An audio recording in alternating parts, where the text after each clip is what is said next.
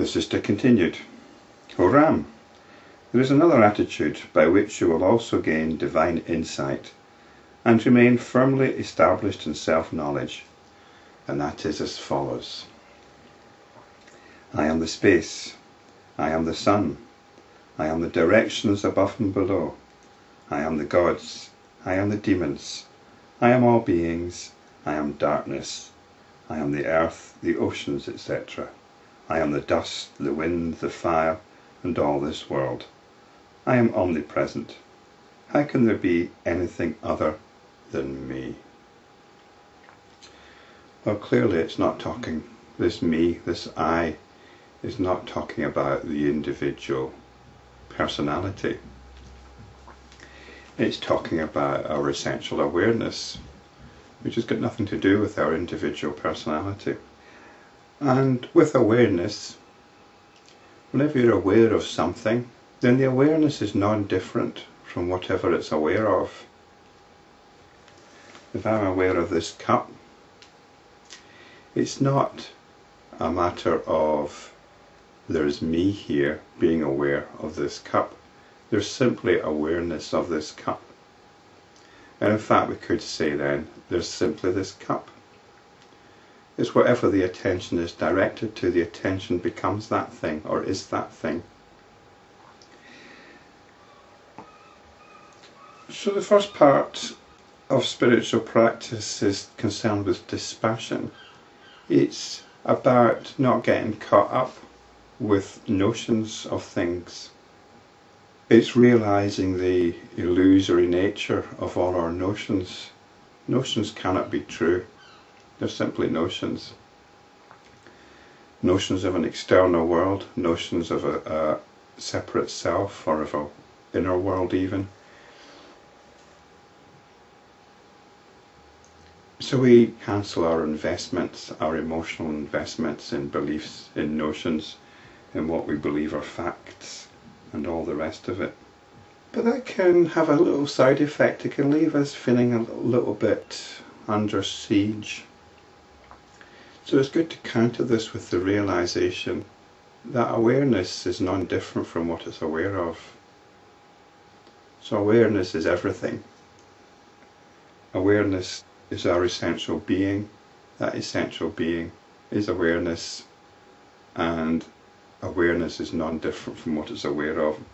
And what it's aware of is everything. It's aware of everything. By adopting this attitude, you will rise beyond joy and sorrow. Both these attitudes are conducive to liberation. One is, I am the extremely subtle and transcendent self, and the other is, I am all and everything. There is another attitude with regard to the I, and that is, I am this body. This attitude is the source of endless sorrow. Now, it's not about adopting attitudes. It's that this whole procedure of adopting attitudes is worth experimenting with. But contrary to what is just said, attitudes aren't going to get there. We're told that by adopting the attitude of I am all and everything, we will rise beyond joy and sorrow. Well, you're not going to get beyond joy and sorrow by adopting attitudes. You're only going to get beyond joy and sorrow by getting to what is actually adopting the attitudes, by realizing what is adopting the attitudes. So adopting attitudes isn't going to get you there. And it seems surprising that Yoga Vasishta would say this, but it corrects itself almost immediately. Abandon all these three attitudes, O Ram, and remain as pure consciousness. For, though the self is transcendental, and though it is omnipresent, the self alone is the light in all things in the world, though they are in fact false. Because all things in the world, all the things that we regard as objects or as other beings, are notions that we have. They are notions that we have formed. They have no intrinsic truth, so we're told here that they are in fact false.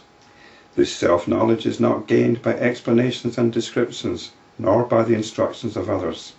So there's no point in trying to understand this. You need to direct your attention to the attention. At all times, everything is known only by direct experience. Whatever is experienced and known here in this world, all that is the self, the consciousness devoid of the duality of the experiencing and the experience. We don't split things up into an experience and somebody experiencing it. There's simply the experiencing that is going on. It is the self alone that exists everywhere at all times, but because of its extreme subtlety it is not experienced. In all beings it is the jiva. It's what identifies with the notion of an individual self. All activities take place in the light of the sun, but if the activities cease, the sun does not suffer loss. Even so, it is on account of the self that the body, etc. function. But if the body, etc. perish, the self does not suffer loss.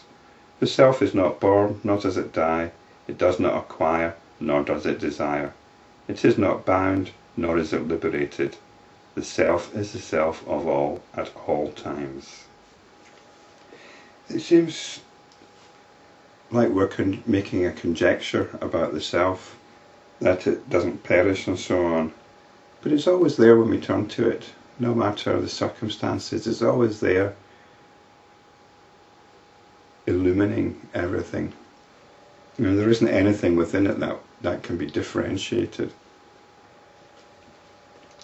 That self is unconditioned by time, space, etc. How does it become bound? When there is no bondage, what is liberation? Such is the glory of the self. But on account of ignorance of the nature of the self, people weep and wail here. Abandon these two false concepts, namely, that of bondage and that of liberation, and live an enlightened life here. There is no liberation in the sky or on earth or in the netherworld. Liberation is but a synonym for pure mind, correct self-knowledge and a truly awakened state. The complete absence of all desires and hopes is liberation. Until one reaches this true inner awakening or self-knowledge, one considers oneself bound and strives for liberation. Abandon these wrong notions of bondage and liberation, and become a man of supreme renunciation, O Ram. Then live a very long life and rule the whole world. You rule the whole world in the sense that you are the boss of what is going on here.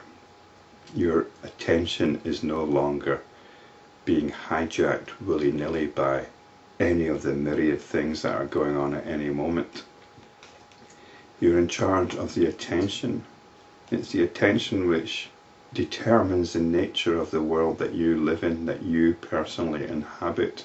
It's where your attention is diverted to. What your attention is focused on is what the nature of your world is like. So if you're some kind of addict, an alcoholic for example, you'll be living a very constricted life because your attention will be focused on having a drink much of the time. And most of us are actually living in variations of that, living a very restricted subset, or living according to a very restricted list of options of what we could really be living.